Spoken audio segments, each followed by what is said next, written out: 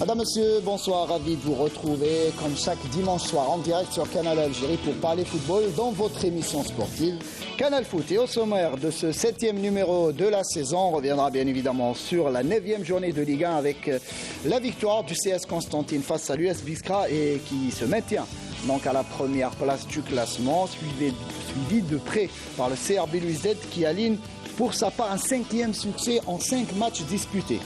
On parlera de la Ligue 2 et là aussi, côté centre-est, l'AS Roubaix, l'US Souf, premier au classement général et qui se maintiennent à cette position. Côté ouest, l'ES Mostaganem, malgré son match nul à domicile face à Tiaret, reste premier. Et on terminera cette émission avec du football féminin, avec le lancement ce week-end du championnat national féminin, donc en compagnie de Sarah Delbel qui nous rejoindra en fin d'émission pour revenir avec nous sur cette première journée. Et pour parler, évoquer tous ces sujets, j'ai le plaisir d'avoir sur ce plateau, en attendant l'arrivée de l'invité Nabil Riz, l'entraîneur de Khenchla, qui ne devrait pas trop tarder à arriver. On a Mohamed Haouchin, notre ami, notre collègue, journaliste connu et reconnu. Merci d'être avec nous, Mohamed, et bonsoir déjà. En tout cas, bonsoir, Saïd Flek. Vraiment un plaisir de vous retrouver, de retrouver la maison, même si elle a été enjolivée entre-temps, ça fait plaisir. Et puis revoir mon ami de longue date, Abdelnour Kawa, quel bonheur parmi vous. Et voilà, Abdelnour Kawa, présenté par Mohamed Haouchin. Abdelnour, bonsoir. Bonsoir Saïd, bien sûr le plaisir est partagé mon cher ami, hein. ça fait très longtemps que l'on se connaît, c'est toujours avec grand plaisir qu'on se retrouve. Bonsoir surtout à nos amis téléspectateurs. Et à l'instant, dans les coulisses, on voit l'arrivée de Nabil Rez. Nabil, vous pouvez passer à toute... on est en direct, donc ça fait partie du décor. Vous passez derrière moi et vous vous mettez de l'autre côté, puisque c'est la place de Sarah Derbel. Bonsoir Nabil. Bonsoir Saïd, bonsoir Abdelnour et notre grand journaliste Mohamed Haouchin. J'étais jeune, je l'écoutais tout le temps, surtout à la chaîne 3. Merci. Carton jaune, une amende pour Nabil Rez venu en retard. Ah, il a droit à un quart d'heure de... Khenchla, c'est pas la porte à côté, bien qu'il soit là. Il nous fait l'amitié d'être avec nous. Merci en tout cas Nabil, toujours. Je suis très ravi d'être avec vous. Et ça nous fait plaisir de vous avoir, notamment après cette belle série historique réalisée par Khenchla. On va en parler en long et en large durant cette émission. Et avant de commencer donc notre émission, toujours Abdelnour avec les 3 points après le jingle.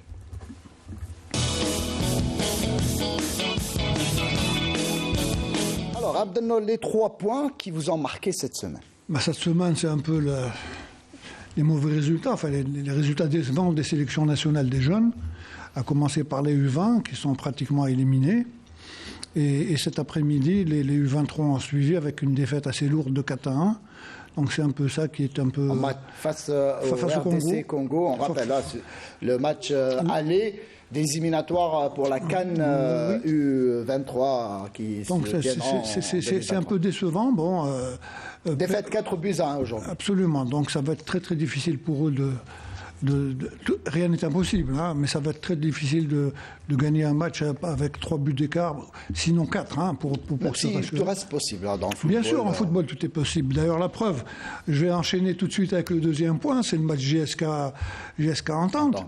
Donc, en football, qui a défrayé la chronique cette semaine avec un rebondissement. Un match n'est terminé qu'au coup de sifflet de l'arbitre. Hein. Quand on voit les deux buts que Sétif a marqués, c'est pratiquement dans les temps morts. C'est dans les temps morts. Oui, 92e, 94e. Donc, c'est pour dire que le football, tout est possible en football. C'est malheureux pour la JSK. Et c'est bien pour le spectacle aussi. Absolument, et bravo à l'entente. Et c'est ce qui prouve...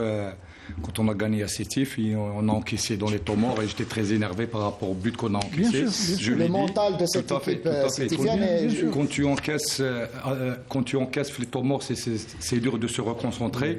Et l'équipe qui va marquer... J'allais en parler tout à l'heure, on va revenir sur ce match. Vous avez poussé une gueulante après ce match. Je vous disais, et pourtant l'équipe a gagné. Mais au final, quand on voit... Ça fait une semaine après, vous voyez que l'entente a pu renverser la même match en 2 minutes. En 2 minutes, exact. Dernier point, Abdelnour. Enfin, c'est le 9e entraîneur de la Division 1 qui est... Bon, c'est une démission, mais ça fait quand même 9 entraîneurs qui... 9 matchs, 9 entraîneurs qui... Entraîneur de l'Arba qui a... L'Arba, qui s'appelle Rouilem. Donc il avait déjà démissionné la semaine passée, mais il a continué à faire le match contre Magra. Et donc il démissionne officiellement. Donc ça fait 9 entraîneurs en 9 matchs. Et je pense que d'ici la fin des matchs... On aura 30 alors à la fin de la saison. Voilà, 30 coachs qui voilà auront... les points essentiels que j'ai pu retenir cette semaine. Très très bien, merci Abdelnour. On passe tout de suite à la Liga après ce jingle.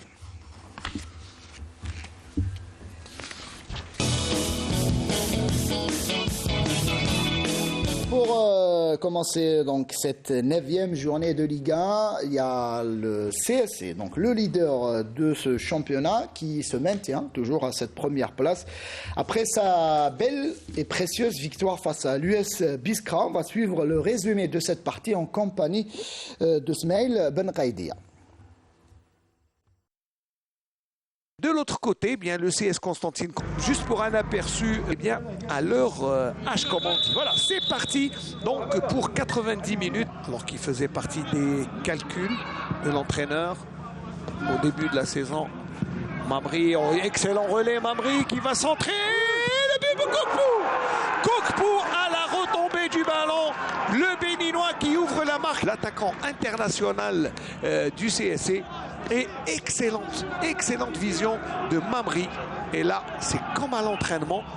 Le premier but du CSC sortant. Allez, au point de pénalty, le but. Oh, le but. L'égalisation, non. Oh, le poteau, partie de billard, non. Le but est validé par monsieur Bekwassa, que je disais, l'égalisation.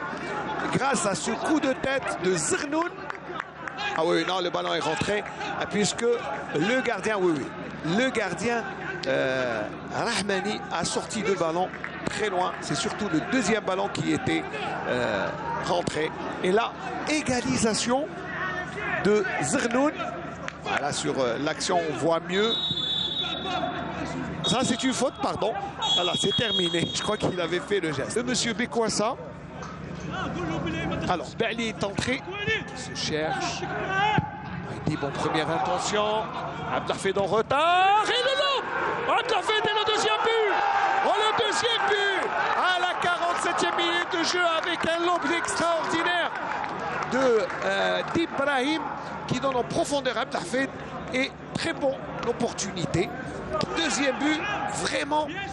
Mais regardez l'intelligence de l'avant-centre qui s'est introduit entre le défenseur et le gardien. Kokpou qui récupère le ballon. Kokpou qui met dans le vent. Allez, le troisième but. Kokpou. Oh non! La pichenette déviée de Kokpou qui avait le troisième but au bout du pied.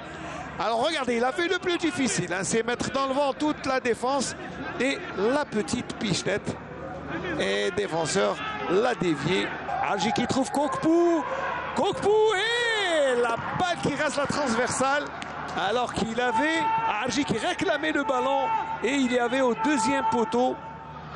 Il y avait Aiboud. Il avait vraiment mieux à faire face à Biskra. Ultime action.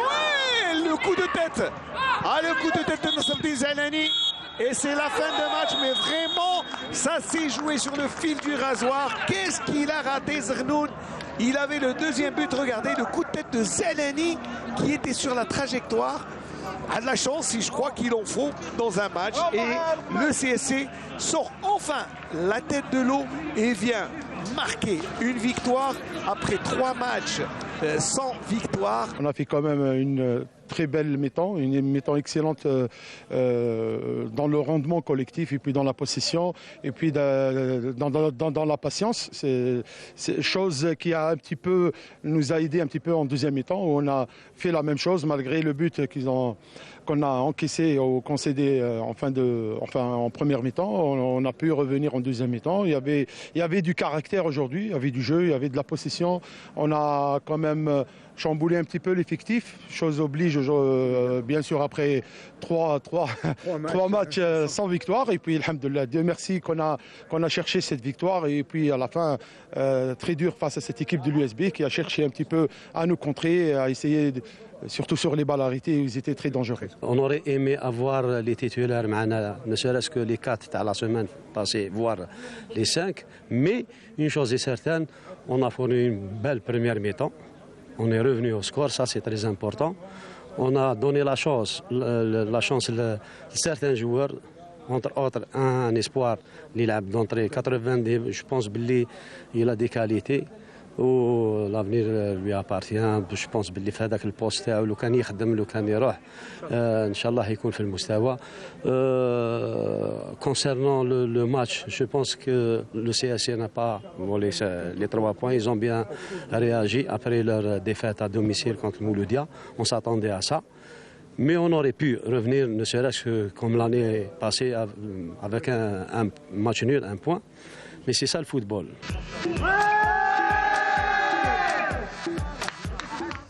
Donc victoire précieuse du CS Constantine Abdelnor, le CSC qui reprend goût aux victoires et qui se maintient toujours à cette première place. Oui, bien sûr. Et le CSC avait tout intérêt à gagner ce match-là. Il ne faut pas oublier qu'ils étaient sur une série de 3 matchs sans victoire. En recevant Biskra, qui n'est pas facile à manier. Ils ont réussi à faire l'essentiel, donc avoir les 3 points et surtout se maintenir au niveau de la tête du championnat. Mais il ne faut pas oublier que le CRB est deuxième à 2 points, mais avec 3 matchs de retard aussi. 4 matchs en retard pour le non, CRB. Si je vois par rapport au CSC. Oui, par rapport au CSC, voilà. Effectivement. Mohamed Haouchine, là aussi, le CSC qui... Malgré une intersaison assez mouvementée, qui réussit, en tout cas après 9 journées, le club est toujours à la première place, même s'il y a encore des matchs en retard à disputer pour les autres clubs. Ouais, mais écoute, il n'y a pas de doute, Saïd, ils font un très bon parcours, les Constantinois. Bon, ils ont fait quelques faux pas, mais enfin, c'est quand même une équipe qui a de bonnes individualités, des joueurs expérimentés, un bon entraîneur aussi, qui n'est plus à présenter, Kherdin, qui est quand même l'un des meilleurs techniciens algériens. Je suis content d'ailleurs que ce soit un entraîneur local, bien de chez nous, cela pour donner de la valeur et du respect à nos éducateurs, à nos entraîneurs, qui n'ont rien à envier aux entraîneurs étrangers. Je ne le dis pas parce que j'ai à côté de moi l'un des plus beaux fleurons de la barre technique algérienne, mais je le dis en toute sincérité. Une chose qui m'étonne à chaque fois que je vois le béninois Koukpo, merveilleux joueur, jusqu'à aujourd'hui je me demande comment le Shabab de Blue Ouzdad a pu libérer un tel joueur. Même question, hein, Nabil, sur notamment le CSC, là aussi. Préparation perturbée, mais qui réalise un bon début de saison. Est-ce que ça vous surprend, cette entame du CSC ? Non, quand même, ils ont une très bonne équipe. Ils ont stabilisé plus de 75% de l'effectif de l'année passée. Ils ont fait un recrutement judicieux, bien étudié. Stabilité de la barre technique avec Kherdin Madoui. Ouais, il est parti, il est revenu. Mais un bon début de championnat avec 4 victoires Ils ont enchaîné 4 victoires. Après, c'est vrai qu'il y a eu ce passage à vide. Mais là, quand même, ils reviennent avec une belle victoire contre Biskra qui n'était pas facile. C'était très difficile et maintenant, donc, il faut attendre les matchs de retard pour statuer et voir vraiment le vrai classement des 9 journées. On passe à l'autre match de cette journée, le CRB Louizdad qui accueillait au stade du 20 août le NC Magra, résumé signé Riyad Belkhadim. Rassuré après sa qualification en phase de poule, le CRB reçoit un mal loti du championnat, Magra, sur sa pelouse du 20 août. Et ça commence très fort déjà par Iwala sur la transversale. Première alerte pour les Bleus. Le CRB va encore pousser un peu plus avec cette frappe de Selmi déviée par le gardien. Iwala encore lui, qui va beaucoup se montrer lors de cet après-midi au stade du 20 août. Grosse pression du CRB, mais on en restera là à la mi-temps, même si le public du CRB a faim de but. Et les buts viendront en seconde période. Encore une fois, grosse pression des joueurs du CRB qui sont dans le camp de Magra. Et puis cette frappe de Melizek qui débloque la situation. Melizek, l'international, qui ouvre la marque pour le champion en titre. Les supporters donnent encore de la voix, mais c'est les joueurs de Magala qui vont répondre avec cette frappe de Ranem qui va passer à côté, déviée par les défenseurs du Shabab Riadi de Belouizdad. Le CRB va encore pousser pour faire le break. Et à la 80e minute de jeu, c'est Iwalou qui frappe et but. Deuxième but pour le Shabab Riadi de Belouizdad. Le champion sortant fait le break. Et les supporters donnent de la voix avec le célèbre Ali Sabab Zouz. Magala qui va essayer de réduire la marque. Et elle va réussir grâce à Beno alors qu'on joue la 86e minute de jeu. Magala revient à 2-1. Et peut-être espérer prendre un point. Ce sera sans compter son Bouguera qui va obtenir un penalty sur cette main de Saïdi. L'arbitre n'a pas hésité, penalty. Et le CRB va enfoncer le clou grâce à Bouguera. Penalty transformé, 3-1. Et le CRB qui fait l'essentiel à la maison. Le CRB Belouizdad qui assure Abdenoul Kawa, le CRB 5 matchs, 5 victoires, bien parti pour conserver son titre pour la 4e année de suite. Bien sûr, je l'avais dit tout à l'heure, avec 3 matchs retard par rapport au CAC, donc ça fait 9 points, ils prendraient facilement la tête du championnat. Mais ce que je voulais dire par là, c'est que Magra a toujours été difficile pour le CRB. On se souvient l'année passée, en Coupe d'Algérie, en championnat même. C'est vrai que même l'entraîneur l'a dit, que c'était quasiment la bête noire de Absolument, donc du CRB. Une belle victoire. À 2-1, on s'est dit, bon, c'était la fin du match, on s'est dit, il risque d'y avoir une égalisation. Bon, il y a eu le pénalty, ça fait un 3-1 qui assoit le CRB davantage en seconde position, en attendant les matchs retard, bien entendu. Nabil Nriz, l'USM Khelchela est à 3e position du classement en compagnie du CRB Belouizdad avec 15 points. Vous allez concurrencer le CRB cette saison? Non, quand même. Ah bon, sur CRB, on va parler de Khelchela peu après, mais notamment sur CRB, est-ce que vous pensez que le CRB est parti pour tuer tout suspense cette saison? Et bien sûr, quand vous voyez l'effectif qu'il a, il a plus de 35 joueurs de très haut niveau. Quand même, il peut faire 3 équipes avec les jeunes aussi qu'ils ont. Ils ont de bons jeunes en U21. Je pense qu'ils sont là pour jouer sur tous les fronts, que ce soit sur la Champions League, championnat, Coupe d'Algérie. C'est quand même, maintenant ils ont les traditions, ils ont les coutumes, ils ont les habitudes de jouer. Je pense que l'objectif principal du CRB, c'est quand même aller chercher cette Ligue des Champions. Bien sûr, le championnat, ils vont le jouer, mais avec tout l'effectif qu'ils ont, je pense qu'ils sont mieux placés et favoris pour gagner un 4e championnat de suite. On passe à un autre match, celui qui est opposé l'USM Khelchela au Mouloudia d'Alger, avec comme invité l'entraîneur de cette équipe de Khelchela, bien évidemment. Et on va voir le résumé. Tout d'abord, signé Fatah Abada, et on revient par la suite. L'appétit vient en mangeant. Cela semble être la devise de Nabil Nriz et de ses troupes depuis la 4e journée de championnat. En effet, les Khenchli viennent d'enregistrer une 5e victoire d'affilée devant un public record au stade Hammam Ammar de Khenchela.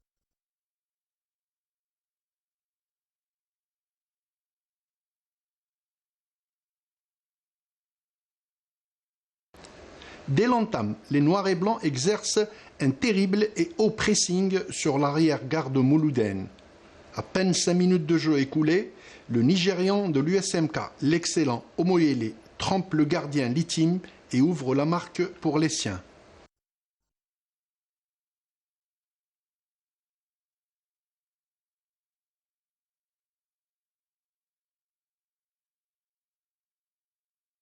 Une ouverture de score qui a déstabilisé El Benzarti et ses troupes, qui semblaient perdues sur le terrain. Les attaques des locaux se succèdent. Et à la 35e minute de jeu, le vétéran Haddad trouve dans la surface le renard Bayazid, qui a failli aggraver la marque d'une jolie reprise de volée. 5 minutes plus tard, le Ghanéen Boko rate de peu la seconde réalisation, et c'est sur le score d'1-0 que le référé Boutera siffle la fin du premier half.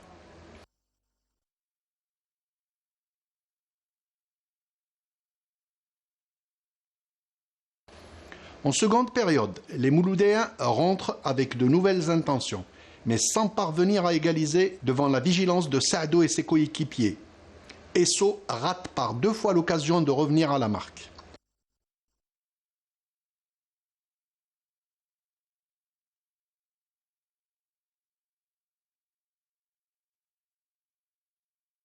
Pendant ce temps, les locaux opèrent par des contres et l'un d'eux aboutit à la 59e minute lorsque Zaidi déborde sur le côté gauche et trouve Bayazid qui aggrave la marque pour son équipe.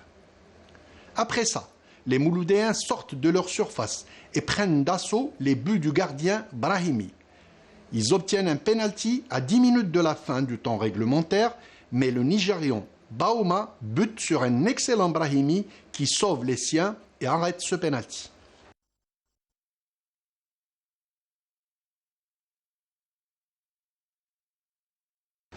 Et c'est sur le score de 2-0 que l'excellent Boutera siffle la fin de cette partie dans un fair play total. Faites-nous l'analyse de cette partie, Nabil Nriss. Victoire logique, en tout cas, de Khenchela face au Mouloudia d'Alger. Mais victoire très difficile parce qu'avant le match, quand même, on savait qu'on va affronter une équipe qui est composée de 2 joueurs très expérimentés, qu'ils ont un nouveau coach, ils ont fait le déclic, surtout la victoire contre le CSC. Vous connaissez assez bien l'adversaire, le Mouloudia d'Alger. Oui, bien sûr, c'était mon ancienne équipe. Il y a des joueurs que je connais qui ont travaillé avec moi. Ça vous a aidé dans l'approche du match, dans la préparation? Bien sûr. Il y a des joueurs aussi qui étaient en équipe nationale à prime, donc je connaissais la plupart de l'effectif. Et à partir de là, on n'a eu qu'une seule chose, c'est de bien étudier l'adversaire. C'est vrai, ils ont joué contre CSC. Après, ils avaient 10 jours qu'ils n'ont pas joué. Donc on a joué sur ça, c'était un manque de rythme. Ils n'ont pas fait de compétition ni de match amical. Et à partir de là, donc on a vu qu'ils vont trouver de difficultés en première mi-temps, surtout dans le rythme, parce qu'ils n'ont pas joué. Nous, on a joué quand même un match amical au cours de la semaine. Exact. Et la chance, alhamdoulilah, qu'on a marqué très tôt. Sinon, le match aurait été très compliqué parce que quand même, ils ont une très bonne défense, un bon milieu de terrain. Vous avez dominé le match. Oui, mais dans l'ensemble, en tout cas. C'était la bonne entame de match. Quand on avait à la 5e, quand on a marqué à la 5e minute, quand même, ça a été plus facile. Votre équipe a bien débuté le match. Est-ce que c'était une consigne de votre part d'entamer très fort ce match, notamment avec l'appui des supporters, ça aide aussi. Tout à fait, surtout à domicile. Et comme je l'ai dit, on savait qu'il manquait de rythme. Donc ils n'ont pas joué depuis le match de CSC. Pendant 10 jours, ils n'ont pas fait même pas un match amical. Et à partir de là, on a joué sur ça, qu'il fallait rentrer directement, il fallait faire un pressing agressif dès le départ. Et on a eu la chance de marquer à la 5e minute, chose qui nous a facilité la tâche. Et on a continué avec la même rigueur, la même envie d'ajouter un deuxième but. On n'a pas pu en première mi-temps, mais en deuxième mi-temps, quand même, le premier quart d'heure, c'était une bonne contre-attaque. On a tué le match à 2-0.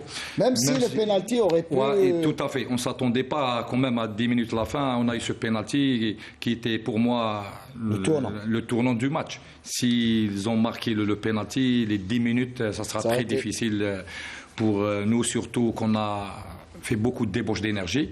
Et ce que je dis surtout, les moments difficiles, on a un public énorme. On va revenir sur le public dans un instant. Mohamed Haouchine, vous allez retrouver notre ami Nabil Nriss ce mardi au stade de Tizi Ouzou, puisque Khenchela viendra rendre visite à la JSK ce mardi. Est-ce que ça vous surprend, cette série incroyable, en tout cas, de Khenchela, qui gagne 5 matchs sur les 5 derniers et qui fait office, là, quasiment d'un prétendant, en tout cas, momentanément, mais en tout cas, on retrouve cette équipe de Khenchela à 3e place et ce n'est pas volé, justement. Mais de toute façon, Saïd, c'est connu.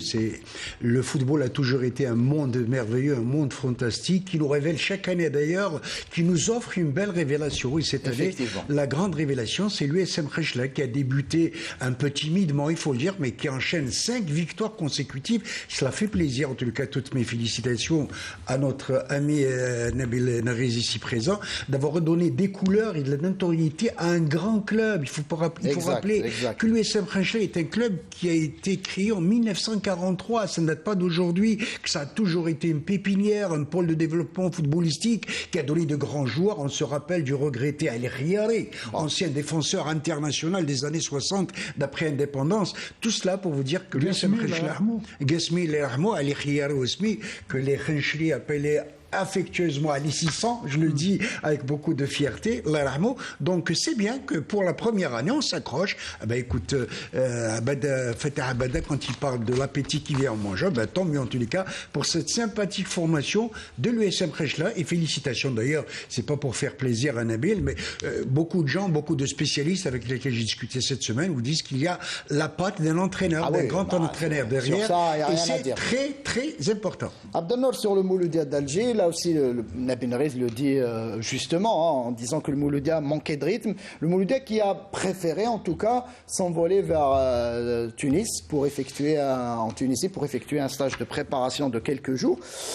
On sentait comme des joueurs physiquement qui n'étaient pas au point. Est-ce que ça s'explique en tout cas après cette charge physique intense effectuée durant la semaine? On ne sait pas exactement ce qui a été fait en Tunisie, mais le plus important, c'est... Non, l'entraîneur Benzalti l'a déclaré ouvertement qu'il avait choisi la Tunisie justement pour travailler le volet physique, puisque selon lui, il n'y a pas eu de travail comme il se devait de se faire en tout cas durant l'intersaison. Si on doit parler de méthodologie, c'est un autre domaine.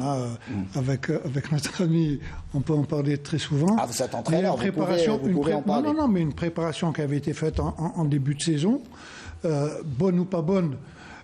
C'est vrai qu'il y a eu au début des résultats mi-figue, mi-raisin, et puis on s'est dit, tiens, avec l'avenue du nouvel entraîneur, c'est vrai qu'il y a eu 3 matchs consécutifs où ils ont allié et la manière et le score. Donc on s'est dit, ça y est, le Mouloudia est bien parti pour jouer les premiers rôles. Mais c'est un peu trop tôt de toutes les façons. Pendant ces 10 jours, quoi qu'il ait fait cet entraîneur, le plus important, et Nabil l'a souligné, il n'y a pas eu de match de préparation. Si on ne joue pas pendant 10 jours, c'est quand même... Voilà, il faudrait au moins essayer de faire un match amical. Et comme ça, là, on peut éventuellement juger quel est le niveau de la préparation, entre guillemets, qu'ils avaient faite. Parce qu'en 10 jours, on peut absolument rien faire. Si on prend le premier jour où on voyage, le jour où l'on rentre, ça fait 8 jours, c'est pas énorme. Mais le plus important aujourd'hui, c'est que le Mouloud doit se ressaisir. Des promesses ont été faites, il y a eu un entraîneur qui est venu en début de saison, ça n'a pas marché. On ramène un entraîneur expérimenté, qui est un vieux routier, qui a une expérience non seulement tunisienne, mais ailleurs également, et qui a eu énormément de titres. Il est venu au Mouloudia pour ça. J'espère que le Mouloudia terminera par avoir un titre cette saison. Et on revient pour parler de Khenchela là aussi, mais avant d'évoquer ce début de saison tonitruant de cette équipe de Khenchela, on va suivre ce gros plan, en tout cas retour sur le parcours de cette équipe de Khenchela en compagnie de Fatah Abada une nouvelle fois qui revient avec nous, je le disais, sur cette belle série notamment de victoires des Siskawa, si on les appelle ainsi, Nabil Riz. Exact. Donc on va suivre ce VTR et on revient. Union sportive Medinet Khenchela, plus couramment abrégé en USM Khenchela ou encore en USMK. C'est un club fondé en 1943. Après quelques années de purgatoire, les Noirs et Blancs, avec l'arrivée du jeune mais ambitieux président Walid Boukrouma, accèdent en Ligue 1 professionnelle durant la saison 2021-2022. Une réalisation attendue par toute une région, il y a de quoi. L'USMK, depuis sa rétrogradation en 1976, a passé 46 ans à balancer entre la D2 et la D3, chutant même durant quelques années en D4. Conscient que la Ligue 1 professionnelle est une autre histoire, le président fait appel au coach Nabil Nariz, une vieille connaissance de la région.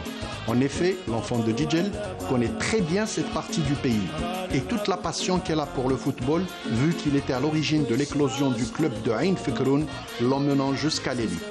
Mais la volonté et l'ambition seront-elles suffisantes? Bien sûr que non. L'équipe a connu ainsi quelques renforts dans tous les compartiments, notamment dans le secteur offensif, afin d'épauler le goléador Soufiane Bayazid. Outre Hamza Zaidi et Ayman Atto, les ex-Mouloudéens, Nabil Saadou et Hamza Zied, on note l'arrivée de 2 Africains, le Ghanéen Maxwell Bako et le Nigérian Tosin Omoyele, un renfort qui s'avère payant au fil des journées et au vu des prestations fournies par ces joueurs. Le début de saison fut difficile, alignant 3 défaites consécutives en début d'exercice, face respectivement au CS Constantine, à l'USM Alger et au MC El Bayed. Nabil Nriz, en coach averti, avait d'ailleurs prévenu qu'il fallait assez protéger quelques journées d'apprentissage en palier supérieur, et ses prévisions se sont avérées justes. À partir de la 4e journée, les amoureux de l'USMK découvrent un autre visage de leur club. Les coéquipiers du capitaine Samer alignent 5 victoires d'affilée. Qui l'eût cru? Personne, à part peut-être le coach, et il nous le dira, personne ne s'attendait à cette remontée spectaculaire.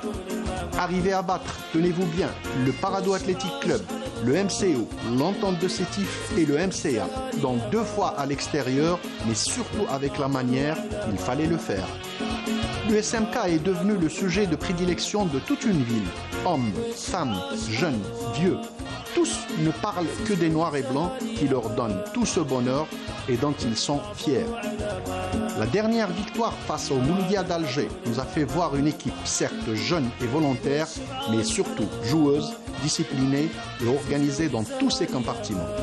Pour l'anecdote, beaucoup de nos confrères se sont posé la question sur les déclarations du coach de l'USMK après sa victoire à Sétif.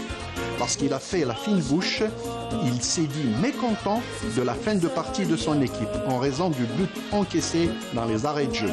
Eh bien, le scénario hitchcockien vécu par la GSK au stade du 1er novembre de Tizi Ouzou face justement à l'ESS a servi de réponse à cette question.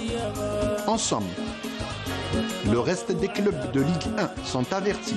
Si les choses continuent ainsi, et c'est ce qu'on souhaite pour le sympathique Nabil Nriz et ses troupes, ainsi que pour toute la ville de Khenchla, il faudrait compter avec le nouveau promu qui ne voudra certainement pas s'arrêter en si bon chemin, même si ce dernier reste lent et sinueux.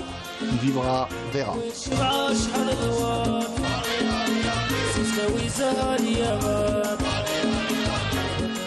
Superbe portrait signé Fatah Abada. Nabil Nriz, je vais vous poser la question clairement. Début de saison compliqué, 3 matchs, 3 défaites. On se disait, est-ce que Nabil Nriz allait continuer sa mission? Est-ce que la direction allait lui faire confiance pour la suite du parcours? Et finalement, il y a eu par la suite ces 5 victoires successives. Est-ce que la direction justement a été, disons, honnête et directe avec vous sur notamment le travail effectué en ce début de saison? Tout à fait. Alhamdoulilah, les résultats sont là. Si c'était une direction qui n'étaient pas corrects et honnêtes avec moi... On n'a pas douté, la direction. Tout à fait, parce que c'est dès le début, c'était clair. On a bien discuté avec le président, que je le salue. C'est un jeune président qui m'a fait confiance et qui savait ce qu'il cherchait, parce que pour une première année en Ligue 1 après 47 ans d'absence, avec un retard d'1 mois dans les préparations, dans l'effectif aussi, il y a eu du retard, on n'a pas fait de préparation, aucun match amical. Tu rentres directement avec des gros cylindrés comme le CSC, l'USMA d'Alger. Après, on a fait un grand déplacement à Al-Bayed. Et le 4e match, c'était la JSK. On n'a pas eu de chance. C'était un calendrier très compliqué. Compliqué, plus une préparation perturbée. Et à partir de là, je lui ai expliqué tout ce qu'il fallait, parce que quand même scientifiquement, pour faire une bonne préparation, minimum c'est 6 semaines, avec 6 matchs minimum amicaux. Nous, on n'a fait que 3 semaines, aucun match amical. Et je lui ai dit, pour avoir les 6 semaines, donc les 3 premiers matchs, 4 matchs, premiers matchs seront des matchs amicaux. Et à partir de là, il faut rester confiant, il faut surtout rester serein. Malgré que les supporters ils ont paniqué, c'est normal, ils ne savent pas, leur équipe qui perd 3 matchs de suite, quand même c'est la panique, ils n'ont pas l'expérience. Mais le président et le staff technique, quand même, on était d'accord pour continuer et rester calme. Quand même, j'ai une certaine expérience, je connais bien la Ligue 1. Justement, qu'est-ce qui vous a motivé, Nabil, on était plus ou moins surpris de vous voir du côté de Khenchla, sans manquer de respect évidemment au club, mais on pensait peut-être vous voir ailleurs, dans un club plus huppé, si on peut utiliser le terme. Vous avez choisi d'opter pour Khenchela malgré les difficultés que vous venez de citer. Qu'est-ce qui a motivé votre choix? Je ne pense pas que c'est financier. Donc, pourquoi avoir choisi ce projet Khenchela? Il y a deux choses. C'était un retour aux sources. J'avais besoin de reculer, de voir à peu près, d'être motivé encore, d'avoir un projet. Deuxièmement, c'était un défi personnel. Et je le dis maintenant, un défi national. Pour un coach. Pourquoi défi national? Un défi parce que quand tu vois des coachs locaux, des jeunes entraîneurs qui étaient bien, qui avançaient, et après on les casse. Tu vois une génération comme Ziri Bilal, comme Zardoud, Rahim, Khazar. Il y en a beaucoup. Il y a beaucoup de jeunes. Chérif Louzani, quand même, c'est des gens qui ont travaillé, qui connaissent la Ligue 1. Et à partir de là, si vous voulez, je suis le porte-flambeau de ces jeunes. Moi, comme on dit, ma carrière, j'ai fait tout. J'ai fait l'équipe nationale, j'ai fait les grands clubs, j'ai fait l'étranger. Et c'était un retour aux sources et un défi aussi, personnel et national aussi. On a quand même des coachs. Et ça, c'est un message fort. On a des coachs, on a une école. Une école quand même qui est puissante, une école qui était l'une des meilleures en Afrique et au monde arabe. Elle a fait sortir de grands coachs, de grands entraîneurs, de grands éducateurs. Dans toutes les disciplines. Dans toutes les disciplines, que ce soit dans le hand, ou bien dans le basket, ou bien dans le football. Et à partir de là, sincèrement, je vais vous dire une chose. Mon pays est un pays d'accueil. C'est nos habitudes, on accueille toutes les nationalités avec plaisir. On va l'échange, l'expérience, c'est normal dans tous les domaines, que ce soit dans le domaine sportif ou d'autres domaines. Marhaba, comme on dit avec tout le monde, c'est normal. Avoir des expériences étrangères ici, c'est bien, ça va nous aider. On en a parlé tout à fait, ça va donner l'échange. C'est vrai que l'arrivée, vous parlez des coachs, notamment étrangers, qui débarquent en Algérie, mais qui nous apportent en tout cas, qui apportent au football le plus. Donc l'échange, il y en a, on choisit, c'est pas un problème, mais pas aux dépens. Il ne faut pas discriminer. Je ne dis pas discriminer, parce que là, c'est de la discrimination directe. Quand tu dis, on n'a pas de coach en Algérie, on n'a pas d'éducateur en Algérie, on n'a pas ça, on n'a pas ça, quand même, ça fait mal. Comment le football a fonctionné depuis l'indépendance? Bien sûr. Non, ça, c'est des gens, et je le dis maintenant, c'est une part de la presse aussi, qui est responsable, quelques agents aussi, avec d'autres présidents. Sur ça, vous le confirmez. Et d'autres présidents. Au lieu, pour moi, c'est bien de ramener une expérience étrangère, mais mettez avec elle quand même un jeune qui va s'aguer comme on a fait avec moi. J'étais en équipe nationale, bien sûr, j'étais avec, et maintenant, je peux donner à d'autres jeunes. Les mêmes choses quand il y avait Kheddin Madoui. On voit le travail de Madoui là aussi. Bien sûr, mais c'est Hamad qui lui a fait confiance. Hamad lui a fait confiance. Pourtant, il y avait la Champions League. Il était jeune. Il a remporté la Ligue des Champions. Il était adjoint. Mohamed Houchen a une question. Écoutez, j'apprécie vivement ce véritable cri de cœur de Nabil Narris, effectivement, lorsqu'il c'est tout à son honneur. Locaux qui connaissent un peu l'histoire du football algérien, la réalité du football algérien. Et le plus grand mérite cette année de Nabil, c'est qu'il a réussi une grande symbiose entre les anciens joueurs de l'USMK, ceux qui ont fait accéder l'USM Khenchela l'année dernière. Je veux parler par exemple de Samer, qui a été le leader, lui qui a une grande expérience. Il est passé par le Wydad de Tlemcen, par l'US Biskra. Il y a Bayazid, qui reste le buteur de l'an dernier, qui cette année est en train de s'affirmer. Et il a ajouté une touche personnelle que peut-être les entraîneurs étrangers, même tunisiens, nos frères tunisiens, l'année dernière, on en avait 7 en début de championnat. Ils sont restés à 1 ou 2 en fin de championnat. Ils ne connaissent pas la réalité du football algérien. Lui, il connaît Nabil Saadou. Il l'a entraîné à l'Olympique de Médéa, au Mouloudia d'Alger. Il l'a recyclé, il l'a revalorisé, il lui a redonné une responsabilité, ça fait plaisir.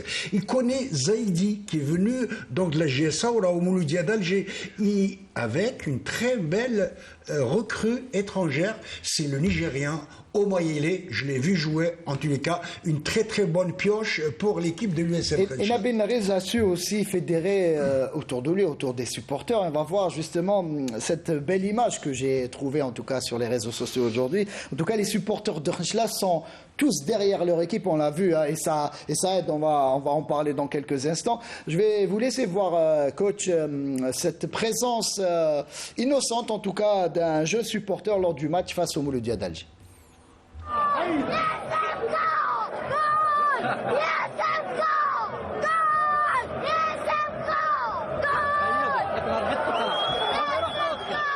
L'USMK, en tout cas, il est jeune supporter et on le voit très enthousiaste à l'idée de crier le slogan, en tout cas, de crier le nom de son équipe avec fierté.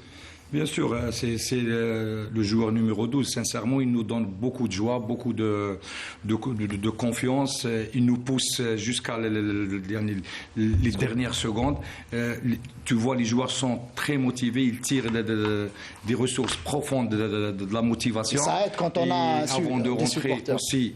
Tout le temps, on est là, juste avant de rentrer au stade. On dit qu'il faut quand même rendre heureux ces supporters. On doit jouer pour eux. Il faut quand même toute la ville aller derrière nous. On n'a que 90 minutes. Il faut se donner à fond pour au moins qu'ils rendent heureux. Ils vont partir chez eux heureux, dans la famille. Et quand tu vois cet état d'esprit, sincèrement, cette équipe de Khenchela, c'est la famille. C'est un état d'esprit de famille entre des joueurs, dirigeants, ça se voit en tout cas cette symbiose. Le public, staff technique, quand même, on a pu, alhamdoulilah, on a pu faire ça. Mais juste pour ajouter quelque chose, moi, comme j'ai dit, les jeunes entraîneurs, il faut préparer la relève. Exact. Moi, je suis pour ça. Si on ne m'a pas fait confiance quand j'étais jeune, je ne serais pas là. J'ai entraîné à 26 ans. Vous êtes encore jeune, j'ai pris l'équipe à 26 ans. À 26 ans, j'ai commencé à entraîner parce qu'il y avait des dirigeants, des présidents qui nous ont fait confiance, qui nous ont formés. Et si maintenant tu ne fais pas confiance à des jeunes, où ils la relèvent plus tard? C'est ça ce qui fait mal. Très bien. Il y a des jeunes qui sont ambitieux, qui ont beaucoup de capacités, qui sont formés, qui se forment à l'étranger aussi. Il faut leur faire confiance. C'est bien de les mettre avec des coachs qui ont l'expérience et préparer la relève. Ça pour que je sois bien, que je serai compris. Je suis pas contre. Vous êtes l'échange avec plaisir. Vous êtes bien exprimé. Parce que moi aussi, j'ai travaillé à l'étranger et on est d'accord. Et on est d'accord avec vous. Il faut préparer la relève. C'est ça ce qui. Et ça, c'est le cœur qui parle en tout cas. Et derrière Khenchela au classement, on retrouve l'USMA d'Alger, l'USMA qui recevait l'équipe de la Sawa. On va vous laisser suivre le résumé de Sid Ahmed Bouraïb et en lien. Les locaux prennent le jeu en main dès le début et partent à l'assaut des buts adverses. Mziane aurait pu ouvrir le score avec ce superbe tir, mais le ballon touche le poteau.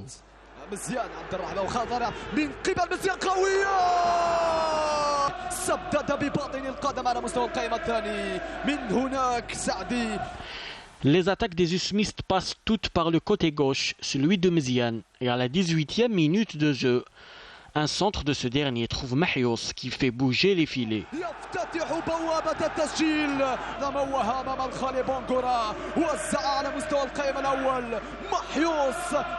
Ce but libérera les rouges et noirs qui multiplient les tentatives, mais en vain. Après la pause, les visiteurs renouent avec leur jeu et se procurent pas mal d'opportunités. À la 67e minute et après un coup franc de Mellal, Ben Bot remet le ballon dans les pieds de Amran qui ne se fait pas prier pour remettre les pendules à l'heure. النسور يعودون إلى أجواء المباراة من جديد هم الثورة يعودون بشكل رائع يا بنبوط ماذا فعلت؟ Les visiteurs auraient même pu faire un hold-up, mais le score ne changera pas, un but partout. Avec ce nul, l'USMA se retrouve 5e avec 13 points, alors que la JSS n'est que 14e avec 8 unités. Ce big match, en tout cas de cette 9e journée, s'est soldé sur un score de parité, un but partout. Est-ce qu'on peut dire que c'est un score logique ou... Enfin, l'USMA aurait pu tuer le match en première mi-temps. Ils se sont créés d'énormes occasions. Ils ne l'ont pas fait. Et quand on marque un but, on s'expose à une égalisation. C'est ce qui a été fait. On s'est dit cette année, tiens... l'équipe de Sawa voyage très mal, ils font un très mauvais début de saison, éliminés de la Coupe d'Afrique, donc ça va être très, très difficile pour eux. Là, ils ont prouvé qu'ils avaient les ressources nécessaires pour se ressaisir et avoir des résultats positifs. C'est tout ce que je leur souhaite en tout cas. Mais l'USMA, on l'avait déjà dit, hein, au vu des matchs qu'ils avaient joués en Coupe d'Afrique, que ce soit l'USMA ou la JSK, il y a un manque d'efficacité devant les buts, ça c'est certain. Donc il devrait travailler ce côté-là et essayer de marquer beaucoup plus de buts. Il faut dire aussi, Saïd, que l'USMA est tombé sur une bête blessée. La JS Saoura, qui a été déçue encore, mais frustrée par sa récente élimination en Coupe de la Confédération africaine de football. Et vous savez que la Saoura, question de nif, d'orgueil, ils étaient placés droit au mur. Eh ben, ils ont réussi un véritable exploit, un nul, un point à valeur de victoire face à l'USMA, qui a une bonne individualité, une très bonne attaque, mais qui a éprouvé beaucoup de difficultés en tous les cas de prendre le dessus sur la JS Saoura. L'autre affiche de cette 9e journée concernait donc la JS Kabylie qui recevait à Tizi Ouzou l'Entente de Sétif. On vous laisse suivre le résumé de ce match avec le commentaire en direct en compagnie d'Ahmed Laribi. À l'instant donc même, l'arbitre Ben Brahim Lahlou qui lance ce match, ce big match de la 9e journée. Le ballon pour Gnina qui donne à Charaïtia qui centre instantanément. Et quel ratage sur cette action. Voici. Sur le volet technique, il n'y a rien à dire. Okassi a une patte gauche. Attention, Okassi, superbe action. Et quel loupé sur ce ballon. Il a fait l'essentiel. Parfait, Dommage. Je pense que c'est Harrak qui va s'en occuper. C'est bon pour un gaucher. Non, c'est plus pour un droitier. Attention. Et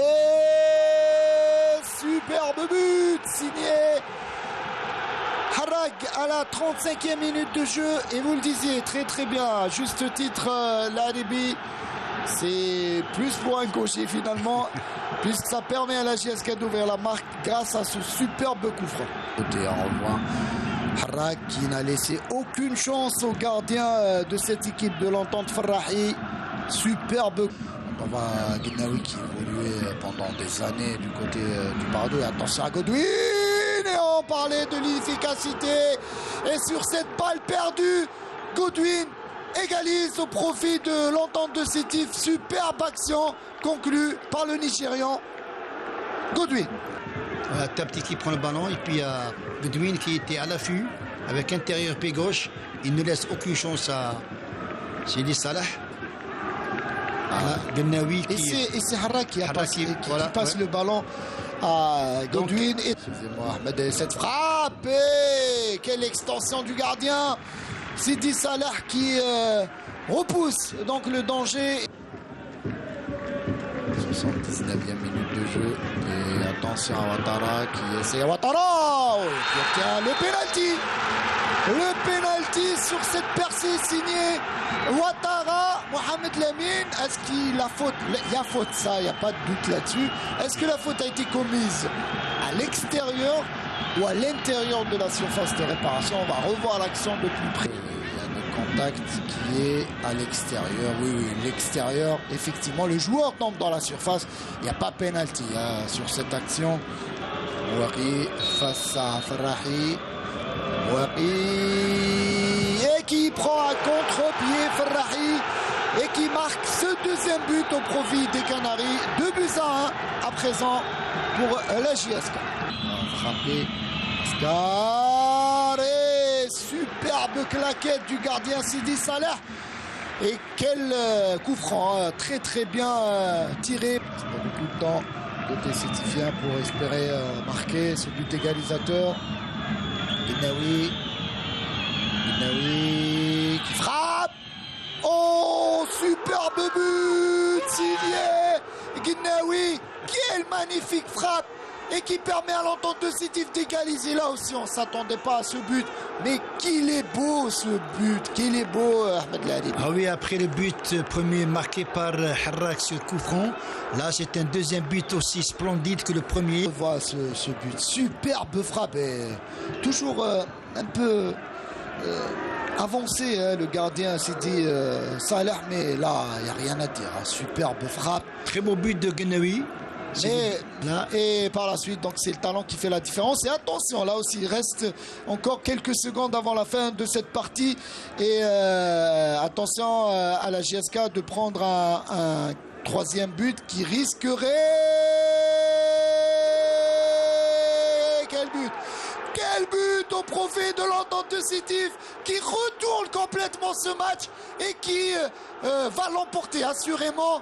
Superbe fin de match. Ah oui, ça est donné, vraiment gâté vous et moi. Aujourd'hui, on a vu un match sur le plan tactique énorme, un match à rebondissement. Ça répond du tac au tac. Et maintenant, c'est Tepti qui prend tout le monde à défaut. Voilà. Super. À une seule touche de balle. Quelle fin de match. Et à présent, donc, l'arbitre qui met un terme à cette partie. Quelle fin de match et que de rebondissements en toute fin de partie. L'Entente qui était menée 2-1 parvient à égaliser dans un premier temps grâce à Guinaoui d'une superbe frappe à la 90e plus 2. Et 2 minutes après, c'est Tepti qui offre la victoire aux Sétifiens. Je disais, l'Entente ne méritait pas de perdre, mais de là à l'emporter. Chapeau à cette équipe de l'Entente. Et Ahmed Laribi... chapeau à cette équipe de l'Entente qui a mérité sa victoire. Une fin de match exceptionnelle. On ne s'y attendait pas, en tout cas, à ces 2 buts dans le temps additionnel. Et je reviens à ce que disait même Fatih Abada dans son sujet tout à l'heure. Là, on se remémore la déclaration de Nabil Nariz après la victoire 2-1 de Khenchela à Sétif. Il n'avait pas caché sa colère, en tout cas envers les joueurs. Je me disais, il s'énerve quasiment. Moi, je disais pour rien, puisque l'équipe a gagné. Peut-être que les joueurs allaient peut-être être mécontents vis-à-vis de cette sortie médiatique, en tout cas. Mais on voit qu'une semaine après, vous aviez raison, Nabil. Tout à fait. Dans le foot, ça va trop vite. Ça va surtout les dernières secondes. C'est très difficile de se reconcentrer, surtout de se concentrer à la fin de match. On a vu des Champions League, finale de Champions League qui a été gagnée dans les temps morts. Exact. Et si vous voyez à la longue sur une saison, vous pouvez gagner un championnat dans les temps morts, dans les temps additionnels. Automatiquement, quand tu as 2-0, déjà, il faut aller serrer les rangs, surtout de rester très concentré. Quand tu prends un but, même dans les temps morts, la confiance va changer de camp et le doute va s'installer et tu n'es pas à l'abri d'une faute, d'un coup franc, d'un pénalty. Et ce doute, cette peur va donner à l'adversaire qui n'a rien à perdre, qui va tout donner. Et l'équipe qui a encaissé, quand même, elle aura peur de continuer, surtout quand il y a 2 à 3 minutes encore. Exact. Et on l'avait en tout cas. S'il y avait 2 ou 3 minutes encore, ça aurait pu, ça aurait été, ça aurait avec été l'appui des supporters en plus. Et c'est ce qui s'est passé.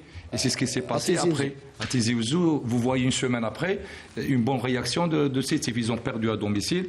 Quand même, ils ont pu ramener un match dans les temps morts. Et ça, c'est extraordinaire quand tu as une équipe qui lâche rien. Abdelno, justement, vous vous attendiez à ce comeback de cette équipe sétifienne? Non, pas du tout d'ailleurs. Moi, on s'est dit, tiens, le match va se terminer 2-1. Et dans les temps morts, c'est vrai que ça arrive, mais ça... 2 buts en Algérie, bon, on trouve ça à l'étranger. On voit pas beaucoup de remontada de la manière. C'est quasiment inédit. Hein. Voilà. Mais bravo à Sétif, ils n'ont pas baissé les bras, ils y ont cru jusqu'à... Vous savez, je l'ai dit tout à l'heure, un match n'est gagné qu'au coup de sifflet final. Hein. Donc la preuve en est, c'est que Sétif perdait 2-1.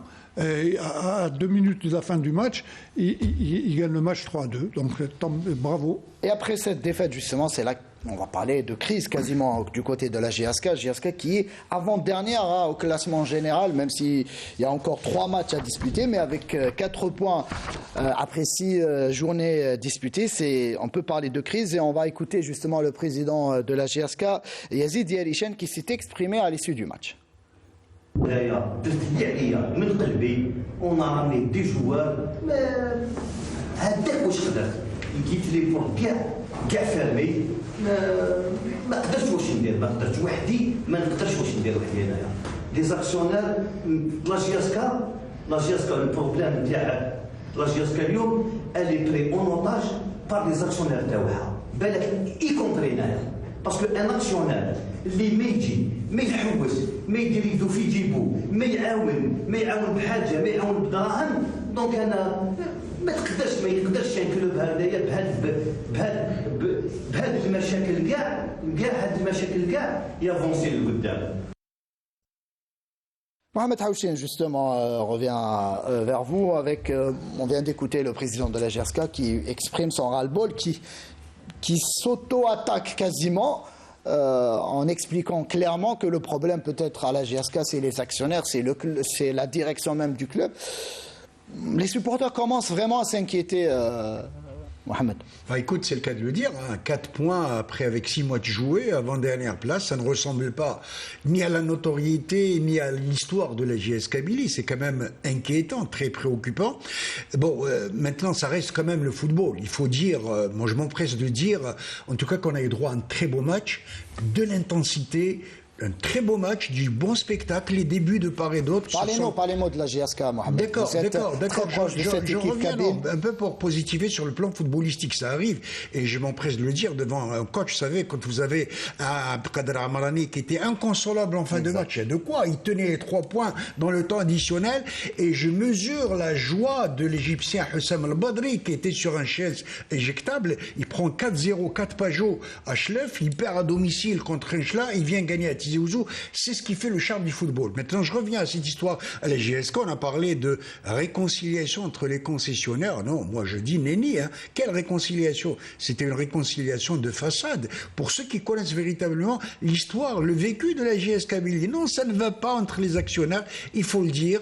Et d'ailleurs, le président Yazid Yalishen, la veille après la réunion, et je me demande d'ailleurs pourquoi ils ont fait une réunion extraordinaire, une assemblée générale extraordinaire à la veille d'un match. C'est du n'importe quoi. Mais écoutez, on aurait pu le faire dans la semaine après match, je ne sais pas. Mais toujours est-il qu'il a claironné que je suis heureux d'avoir contribué à la réconciliation entre tout le monde. Et puis le lendemain, vice-versa, changement de discours. Un autre, mais incroyable. Non, j'ai jamais été, on m'a reproché, il n'y a jamais eu de réconciliation. Et c'est vrai que ça n'a été qu'une réconciliation de façade. De son côté, l'ancien président Mellel, qui a tenu à assister à cette réunion à cette assemblée générale extraordinaire, non plus, il dit qu'il n'y a jamais eu de réconciliation. Il a même dit cet après-midi, il a animé un point de presse à Tizi Ouzou. Bon, moi j'ai été ici à la télévision, mais je sais qu'il a dit qu'il n'y a jamais eu de conciliation. Donc le problème demeure, le club est divisé au niveau de la tête, de la direction, les supporters kiff s'ils sont divisés, et c'est quand même grave. La GSK a intérêt à remonter la pente et à sortir la tête de l'eau. Et justement, coach, vous allez affronter cette équipe de la GSK ce mardi. Est-ce que ce contexte-là, je ne vais pas dire vous réjouir, mais en tout cas vous dites que c'est le moment là aussi de grappiller des points, puisque la GSK va mal? Non. Je l'ai toujours dit que la GSK est composée de très bons joueurs. Elle a un très bon effectif. Ils l'ont prouvé l'année passée. Ils ont terminé sur le deuxième. Ils sont qualifiés en Champions League dans la phase des poules. C'est vrai, un mauvais départ. Mais la GSK, c'est l'un des plus grands clubs algériens. Donc vous dites que le match sera difficile? Bien sûr que le match est difficile. Ça sera très difficile. Et justement, je profite de cette occasion parce qu'il y a des gens qui ont fait la diffamation. Moi, je suis quelqu'un. Il y a eu des déclarations sur les réseaux où Neres disait qu'il allait gagner à Tizi Ouzou. Tout le monde le connaît. Vous pouvez être ambitieux, Nabil. Vous pouvez être ambitieux. Regarde, moi, je ne suis pas un entraîneur qui motive dans la provocation. J'ai jamais provoqué. Je suis quelqu'un qui respecte tous les adversaires. Depuis 30 ans que je suis dans le domaine, on me connaît. Ce que j'aime pas, il ne faut pas chercher à motiver pour des dires de diffamatoires. Je l'ai dit après le match de Mouloudia, et je l'ai dit que c'est un grand club. C'est le club le plus titré. Il a honoré l'Algérie. Il est composé de très bons joueurs. Quand même, Khenchela, c'est un nouveau promu. Quand tu vas jouer à la JSK, si tu perds, c'est que tu vas apprendre. Nous, on ne perd jamais. On apprend parce que c'est la première année. Ça sera de l'expérience pour nous. Si on fait match nul, je dis que c'est un très bon point. Et si on gagne, ça sera un exploit. C'est ce que j'ai dit. Mais jamais je provoquerai ou bien... Sur ça, je pense que ceux qui vous connaissent savaient très bien que c'était des propos diffamatoires. Il a honoré l'Algérie. C'est un club que j'aime aussi. Et je les supporte quand j'étais jeune. Quand ils ont gagné les Coupes d'Afrique, les Champions League. Je vais vous couper puisqu'on n'a pas beaucoup de temps, puisqu'il nous reste encore quelques matchs et on va passer à AS Chlef RC Erba avec Sami Achichou au commentaire. Le début de cette rencontre a été caractérisé par une position de balle de l'AS Chlef. Le RC Erba ne tarde pas à réagir avec des contre-attaques. Et à la 10e minute, une reprise de volée signée Mohamed Taïeb a failli faire mouche. Les visiteurs ne s'arrêtent pas là et se procurent une autre occasion par Toumi à la 24e minute. Les locaux ont réagi avec cette tête de Ftour, mais sans grand danger. Avant la fin de cette première mi-temps, une autre occasion des Chelfaoui avec ce tir de Haddadi, mais hors cadre. Fin de cette première période, 0 partout. Retour des vestiaires et après 8 minutes de jeu, Alien ouvre le score et donne l'avantage à son équipe. La joie des locaux aura été de courte durée, puisque 3 minutes plus tard, Toumi parvient à égaliser pour le RCA. Des occasions de part et d'autre, mais sans succès. Résultat final, un but partout. Grâce à ce nul, le RC Larba est 5e au classement général, alors que l'Aïsouchlef pointe à la 9e place. Abdano, rapidement sur ce match, Aïsouchlef qui cale encore une fois, après pourtant un bon début de saison. Ça commence ils ont eu affaire quand même à une équipe qui est assez coriace cette année, hein, l'Herba. Bien que tout à l'heure je l'avais dit dans mes points, il y a eu la démission de l'entraîneur. Il avait déjà démissionné la semaine passée. Bon, il est revenu à de meilleurs sentiments. Il a drivé son équipe contre Schleff et là il part. Schleff aligne toujours le bon et le moins bon. Bon, cette année actuellement, je pense qu'ils ont beaucoup de problèmes. On passe au match MC El Bayad avec le Paradou face au Paradou Athletic Club, 0 partout. Mohamed Haouchi, là aussi, cette équipe d'El Bayad, après un bon début de saison. Là aussi, on voit que cette équipe est en train de perdre des points, notamment à domicile, le PAC, qui revient après sa belle victoire face au Hilal El Romlaïd la semaine dernière, qui parvient à revenir avec ce point du match nul. Bah écoute, El Bayad fait son apprentissage, c'est le cas de le dire en tout cas, et c'est tout à son honneur. Et moi, ça me fait plaisir quand il s'agit d'une équipe sudiste. Vous savez qu'on a toujours plus ou moins négligé un peu le football du Sud, mais là, ça prouve avec la GS Saoura, l'US Biskra et Al Bayad, assurément, ça fait plaisir à voir en tout cas. Et je suis persuadé que cette équipe d'Al Bayad tiendra certainement le coup cette année en championnat. Sur ce match, Nabil Nariz, le Bayad là aussi, l'autre promu en Ligue 1 qui réalise quand même un bon début de saison. Le Bayad est 7e, 8e au classement général. Tout à fait, on a joué 3e match à Al Bayad, voilà. Quand même c'est une très bonne équipe. Ils là ont aussi soutenu par un large public. Aussi un public qui pousse son équipe. Et ils ont toutes les capacités pour faire un bon maintien cette saison. Très bien, et dans quelques instants, on va passer à l'autre match, le dernier de cette journée qui s'est disputé hier à Shalom Melaïd, et là aussi Shalom Melaïd à domicile qui cale, qui perd une nouvelle fois, et au grand bonheur des supporters du MCO, puisque le Mouloudia Club d'Oran s'est imposé en déplacement de buts à 1. On va tout ça avec Linda Teboul. Après sa victoire face à l'ESM Alger lors de la journée précédente, le Mouloudia d'Oran réalise une bonne opération en s'imposant devant le HB Shalom Melaïd. L'équipe locale a voulu faire un bon début de match en enchaînant des attaques rapides pour tenter de trouver le chemin défilé. Et après plusieurs tentatives sans succès, le HB Shalom Melaïd s'est fait surprendre par une contre-attaque. Ben Ayad reçoit une belle passe à l'entrée des 18 mètres et avec une jolie tête, ce dernier a réussi à inscrire le premier but de la rencontre.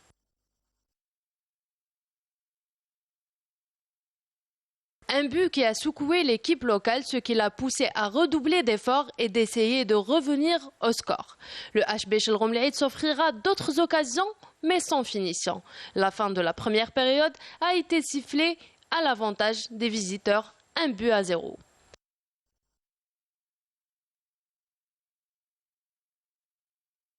Après la pause, les visiteurs n'ont pas trop attendu pour aggraver la marque en inscrivant un deuxième but par Snoussi à la 46e minute de jeu.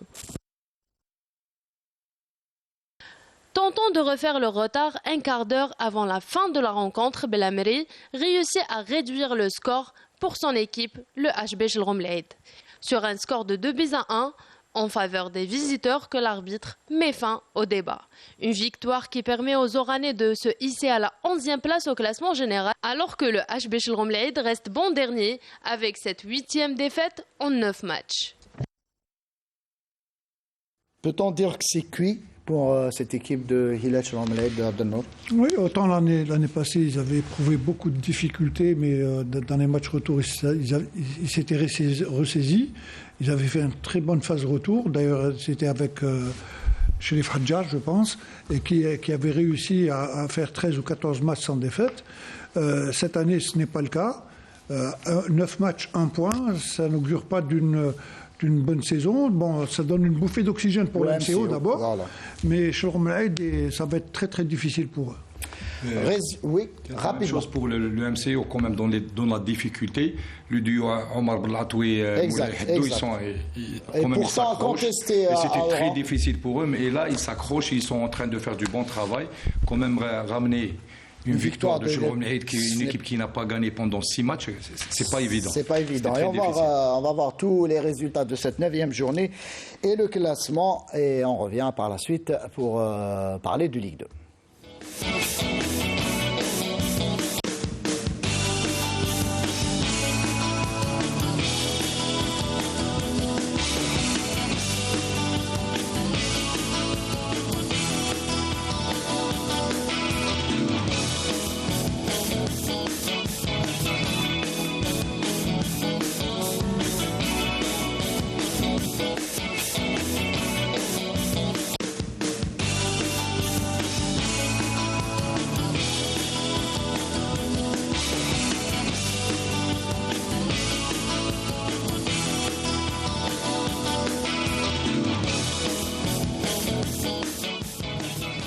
Et ce mardi, il y aura 4 matchs en retard à disputer et le championnat fera un break pendant quasiment 15 jours pour permettre à l'équipe nationale à prime de disputer 2 matchs amicaux. On passe tout de suite à la Ligue 2 après ce jingle.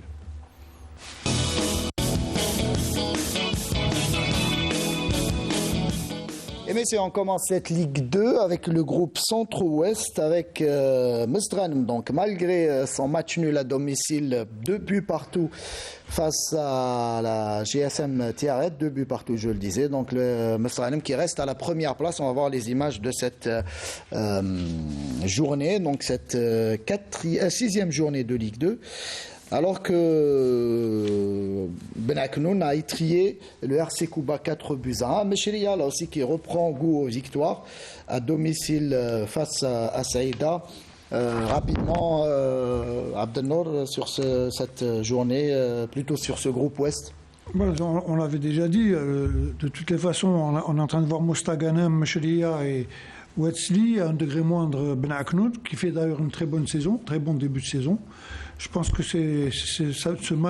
l'accession va se jouer entre ces 4 clubs, à moins de surprises. Et là, du côté du RCK, le Nerd, Redizen, Lazmo, ça va très très mal. Saïda, c'est des clubs historiques là aussi qui peinent à gagner déjà en ce début de saison. Bien sûr, là on est en traîn de voir Redizen traîner au bas du tableau, c'est malheureux. Redizen qui évolue avec l'équipe réserve pratiquement. Oui, parce qu'ils n'ont pas eu droit n'ont pas encore les licences des joueurs. C'est malheureux à 4 ou 5 matchs de championnat de voir des équipes qui jouent avec leurs réserves. C'est vraiment malheureux. On passe au groupe Centre-Est, là aussi, avec la belle victoire, j'allais dire surprenante, mais en tout cas méritée, de l'AS Roub à Annaba, donc 4-2, et l'AS Roub qui se maintient à la première place, et l'US Souf qui s'impose là aussi, qui réalise un joli coup en s'imposant à Borj Mlaïn 3-1. Vous étiez présent à ce match, Mohamed Haouchine. Parlez-nous de cette équipe de Souf, et est-ce que vous pensez que cette équipe a les moyens peut-être de prétendre à une montée comme l'a fait le Bayed la saison dernière? Écoutez, je suis persuadé, j'ai eu du plaisir en tous les cas à découvrir cette belle formation de l'US Souf, donc belle victoire, ils ont plié le match contre la JS Borj Menayel 2-0 après 20 minutes de jeu. C'est là pour vous dire qu'il y a de l'ambition, il y a de la prétention au niveau de cette équipe sudiste, encore une fois, cela fait plaisir. En tout cas, faut dire qu'à la barre technique, il y a un jeune, un pur produit du football algérien, c'est Reda Bendris, l'ancien défenseur de l'Entente sétifienne, mais il y a aussi de bons joueurs. Bendris qui avait fait de l'excellent travail avec l'Entente la saison dernière, en arrivant, en atteignant les demi-finales de la Ligue des Champions. Avec une belle équipe, avec quelques joueurs jeunes, du cru, mais aussi des joueurs expérimentés, tels que l'ex-gardien sétifien Barki. Il y a vraiment une belle équipe, ça joue au ballon, une attaque très très rapide, fringante, efficace. En tout cas, je peux vous dire que c'est une équipe qui a toutes les possibilités d'aller loin. Elle a damé le pion à la GS Borj Benayel, qui a fini deuxième du championnat l'année dernière, qui a raté l'excession. Tout ça Borj Benayel, cinquième au classement, Mohamed. Est à l'honneur. Et il y a aussi l'équipe de Sol Razlan qui fait un bon début de saison. Le club qui a accédé. Mais qui s'est écroulé hier à Tlarma, 3-1. Très bien. L'équipe de Sour. Hein. Très bien. Voilà, on a fait le tour de cette Ligue 2. On va suivre donc les résultats complets des deux groupes de Ligue 2 et les classements. Et on revient pour la fin de l'émission.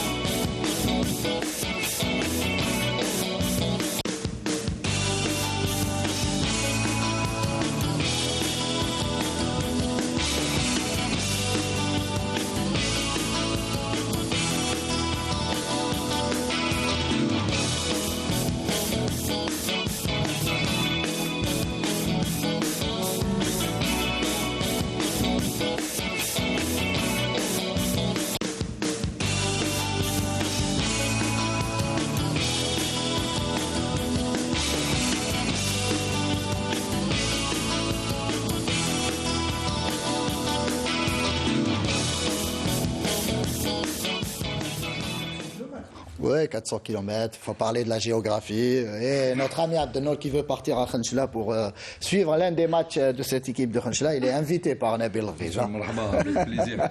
Ils sont accueillants, c'est des gens sincèrement. Sur ça, il n'y a pas de doute. Sur ça, il n'y a pas de doute. Et elle nous a rejoint depuis quelques secondes notre ami, notre collègue Sarah Derbel. Bonsoir Sarah. Bonsoir Saïd, bonsoir messieurs et bonsoir à nos téléspectateurs. Et Sarah Derbel est aujourd'hui au thème de l'USMA. Milan AC, choisissez votre camp.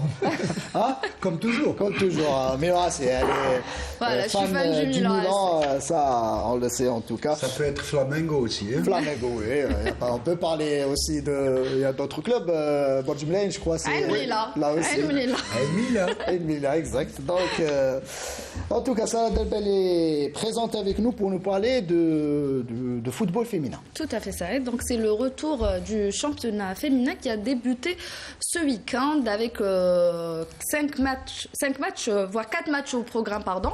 Et l'ASE, j'ai eu l'occasion de suivre le premier match de l'ASE Alger Centre, donc son premier match de championnat de super division féminine. Donc l'ASE Alger Centre qui a bien entamé cette saison en s'imposant à domicile face au FC Béjaïa qui manque de moyens et avec un effectif très jeune. Et là, les filles d'Alger Centre, ça aide, ont largement dominé cette rencontre et se sont imposées sur ne donnez pas le score. Je ne vais pas donner le score. Sur un large score. On va laisser les téléspectateurs découvrir. Voilà, sur un large score, on va les laisser et les découvrir à travers ce sujet.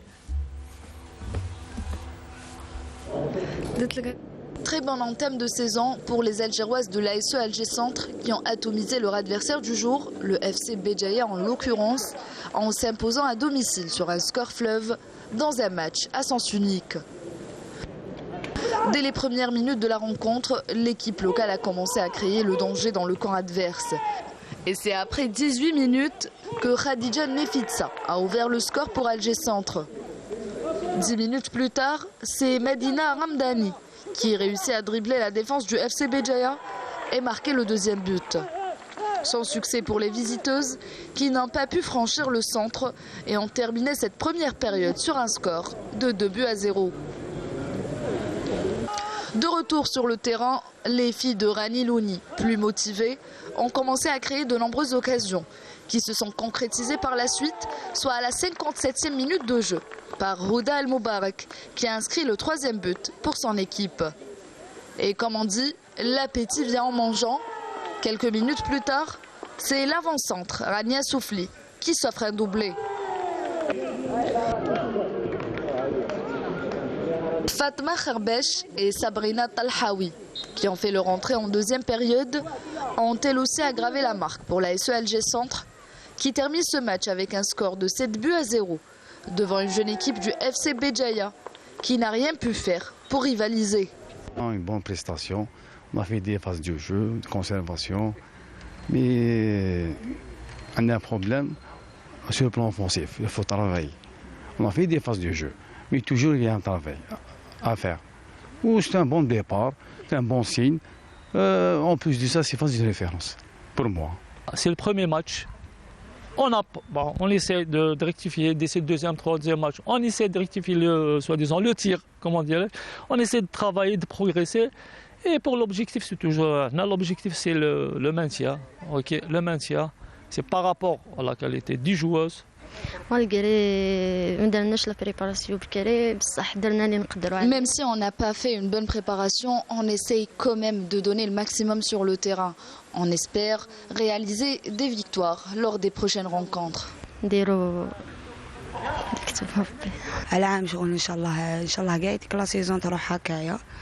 J'aimerais bien que nous en groupe. Nous sommes très contentes, on a fait un bon début de saison.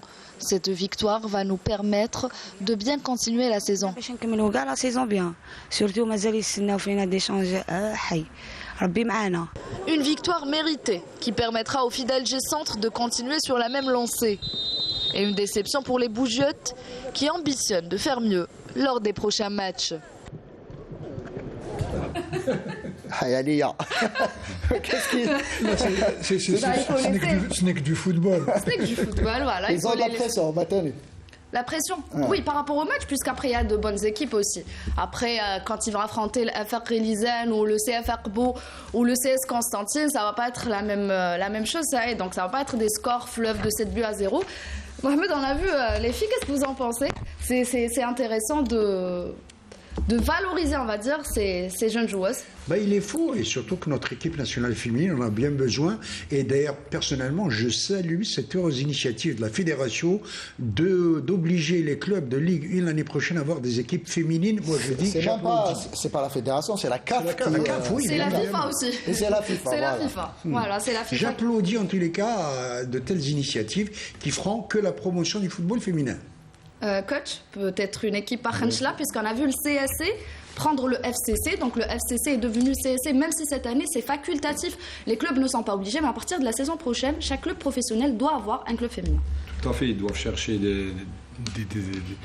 des jeunes filles ou bien des équipes qui ne sont pas sous l'égide d'un club. Ils vont les ramener et les mettre sous l'égide, par exemple, du SMK. Ils seront sponsorisés par l'équipe et ils seront gérés comme l'équipe première, comme l'équipe senior. Pour l'instant, il n'y a aucun club, sauf le CSC, sauf le FCC qui est devenu CSC. Abdenour, j'aimerais vous poser une question. On a vu nos joueurs, les garçons, partir vers les pays de Golfe, les pays du voisin également. Aujourd'hui, c'est les filles qui font pareil. Donc, il y a 3 joueuses de l'équipe nationale qui ont quitté le championnat algérien pour rejoindre le championnat saoudien. C'est bien. Une nouvelle tendance. Ça a commencé cette année, juste cette semaine. Et une des joueuses, donc Abdel Senoussi, a marqué 2 buts. C'est une excellente joueuse. Elle est titulaire en équipe nationale. Et elle a quitté son club qui est le CSC pour rejoindre le Ahli saoudien. C'est une très bonne chose pour elle. Mais pas pour notre football féminin, puisque nous sommes aux prémices de ce. Même si certaines équipes existent depuis quelques années, le football féminin n'est pas développé du tout chez nous. Donc moi j'applaudis l'initiative. Il y a une avancée quand même qui... Oui, mais moi j'applaudis l'initiative de la FIFA qui oblige toutes les grandes équipes à travers le monde d'avoir des équipes féminines. Donc ça va, ce football va se développer, pas demain, mais dans le futur. Et je pense qu'on aura de très bonnes footballeuses. Donc c'est inné chez nous, que ce soit chez les garçons ou chez les filles. Et pourquoi pas avoir une équipe performante qui puisse rivaliser, on est en train de le voir à travers le monde, des grandes équipes. D'ailleurs, il y a eu une finale qui s'est jouée il n'y a pas si longtemps que ça, avec 90 000 spectateurs. Donc ça prouve que le football féminin prend de l'ampleur. Et j'espère qu'il va prendre de l'ampleur également chez nous. Vous avez parlé d'avancée, Saïd, mais c'est vrai que les gens commencent à accepter les mentalités changent, les gens commencent à intégrer, on va dire, leurs enfants, leurs filles, à pratiquer du foot si la fille est intéressée par la discipline. Mohamed, j'aimerais vous poser une question par rapport aux moyens. Ces clubs, même si les mentalités commencent à changer, mais ces clubs souffrent niveau financier, niveau moyen. On l'a vu au FC Béjaïa, le coach me l'a dit, on est venu avec l'équipe réserve parce que les filles ne veulent pas se déplacer dans des conditions pareilles.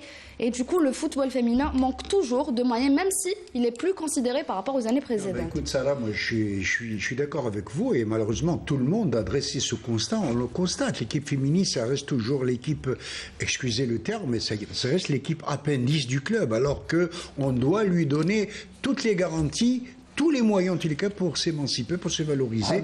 Et c'est dommage. Moi, quand je vois des clubs comme Hilal Shalom El-Aid qui n'ont même pas de quoi payer leurs joueurs, le MCE, le grand club d'Oran qui a du mal à payer là aussi ses dettes, on se pose là aussi la question sur justement. C'est l'État qui finance le football en Algérie. C'est l'État. Donc il faut mettre un budget pour le football féminin. Et après, on trouve la solution. Le football féminin ne va pas avaler d'énormes sommes, Exactement. Des sommes colossales. Il ne peut pas y avoir de salaire. Mais l'État peut prendre en charge le football féminin. Oui, bien sûr. Elle peut mettre un budget. En tout cas, c'est une obligation. Ce qui fait plaisir, je voulais dire qu'en plus des joueuses, vous avez des arbitres femmes qui nous font honneur. Et j'ai eu le plaisir en tous les cas de voir hier au stade de Boumardes une arbitre évaluatrice. Elle est venue noter l'entraîneur Bilal Benjahan. Et en tous les cas, c'est un plaisir de voir une femme arbitre évaluatrice. Voilà, il y a aussi Asma Wahab, celle qu'on a déjà fait un portrait sur El Saïd, qui est en train d'arbitrer, qui va arbitrer dans une semaine dans la Champions League féminine. On va juste continuer avec les résultats avant de parler. Voilà. Donc l'ASO Alger Centre, comme vous l'avez vu, 7-0 face au FC Béjaïa. Le Kharoub qui bat Biskra sur un score de 5-0. Donc le CF Erkbo 19-0 face à l'AS Intisar Oran. Attends, 19-0, il faut nous expliquer, Sarah. Comment c'est on vient de le dire, Saïd. C'est une question de moyens. En tout cas, c'est une question de préparation. Si vous avez besoin d'un attaquant. En tout cas, il y a des buts. Il y a des buts, on ne s'ennuie pas. C'est sûr que peut-être ils ont joué avec des jeunes filles. Et les filles quittent généralement ces clubs qui n'ont pas de moyens pour rejoindre Alger Centre ou Erkbo. C'est des clubs. Exactement, comme Biskra, Oran et l'affaire Rélisel. En déplacement également, qui les bat sur un score de 8-0. Donc c'est des pour le spectacle, il y a du spectacle. Ça va pas être pareil si on voit le CSC face à Alger Centre ou face à Erkbo, ça sera serré. Mais on espère voir une évolution prochainement. Et une chose a attiré mon attention, Saïd, lors de cette rencontre, c'est une feuille de match électronique. Donc on va la voir en image. Donc une feuille de match électronique pour les arbitres qui existe depuis près de 7 ans ici en Algérie, mais utilisée uniquement au niveau d'Alger et de la Ligue féminine. Donc la Ligue nationale féminine et la Ligue de la Wilaya d'Alger, on la voit, donc les arbitres, ça leur facilite le travail puisqu'il n'y a plus de stylos et de feuilles. Ils remplissent directement cette feuille de match sur leur téléphone ou leur tablette. Ça, c'est normal. Oui, mais pour nous, c'est pas normal. C'est quelque chose d'extraordinaire. Ça paraît. Ça n'en a pas surtout que ça existe uniquement à Alger. Ça devrait se faire partout aujourd'hui. Même pour le listing des joueurs et tout. Il n'y a plus de papier et de stylo. C'est un truc intéressant, Mohamed, de voir ça. Surtout qu'elle existe depuis près de 7 ans ici à Alger, mais on ne la voit pas au niveau national. En tous les cas, c'est à généraliser. Très très bien, on termine là-dessus. Salah Delbel, il nous reste 4 minutes. Le temps pour nous de rendre hommage, en tout cas une pensée pour un ancien arbitre qui a beaucoup contribué à l'arbitrage algérien, Abdelnour. On parle de Lakarn, Belaïd Lakarn, qui est actuellement malade, Rabbi Djiblouchfa. Et justement, on voit à ces images-là et l'association La Radieuse, justement, est allée à son chevet, pas à son chevet, puisqu'il est parti en tout cas à lui remonter le moral. On voit les images avec Belloumi, notamment Magaria qui était présent à cette visite. Abdelnour, vous le connaissez. Oui, absolument. Il a arbitré notamment lors de la Coupe du Monde 82. Avant de parler de Belaïd comme arbitre, moi je parle de Belaïd comme joueur. Vous savez que ça a été un très grand joueur. Il était ancien arrière-gauche de l'ESM Belabès. J'ai joué d'ailleurs contre lui étant très jeune. C'est un très bon ami parce qu'à chaque fois que j'allais à Bel Abbès, j'allais lui rendre visite. C'est malheureux, bon, il est malade. Tout ce qu'on peut lui souhaiter, c'est d'avoir un prompt rétablissement d'abord. Et voilà, on parle d'anciens qui ont de l'expérience. Vous savez que ça a été le premier arbitre à aller en Coupe du Monde en 82, suivi ensuite par Hansal. Donc ce sont des monuments de l'arbitrage. Il était aussi derrière l'organisation de la CAN 90 en Algérie. Ce sont des monuments de l'arbitrage qui malheureusement aujourd'hui sont carrément mis à l'écart. Dès qu'on arrive à un certain âge, on dit bon, alors que l'expérience c'est quelque chose qui ne s'étudie pas. Excellent arbitre, mais surtout aussi un formateur. Je me rappelle que ça a été quand même une tête marquante au niveau de la Confédération algérienne de football. J'ai particulièrement assisté à la CAN 98 au Burkina Faso, 2002 à Bamako. Au Bled Lakarn avait ses lettres de noblesse. Il avait de grandes responsabilités au niveau de la commission d'arbitrage de la Confédération africaine de football. Et je regrette que nos arbitres n'ont pas pu prendre le relais après Bled Lakarn, que je salue ce soir en tout cas. Très très bien, on a fait le tour donc de l'actualité durant cette émission. Un dernier mot pour Nabil Nriz, notre invité. Je vous remercie encore une fois. En tout cas, toujours aussi disponible Nabil. Et qu'est-ce qu'on peut vous souhaiter pour la fin, plutôt pour la suite du parcours en championnat? Il faut souhaiter beaucoup de chance parce que quand même c'est facile de faire des résultats, mais c'est très difficile d'y rester.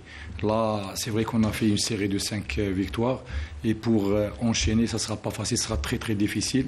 Vous savez que le championnat est très lent, il y a de très bonnes équipes et le championnat va commencer bientôt parce que c'est pas en 6 journées, cette journée c'est pas. L'objectif sera le maintien. Mais notre objectif, je le dis maintenant, c'est le maintien, assurer le maintien le plus vite possible.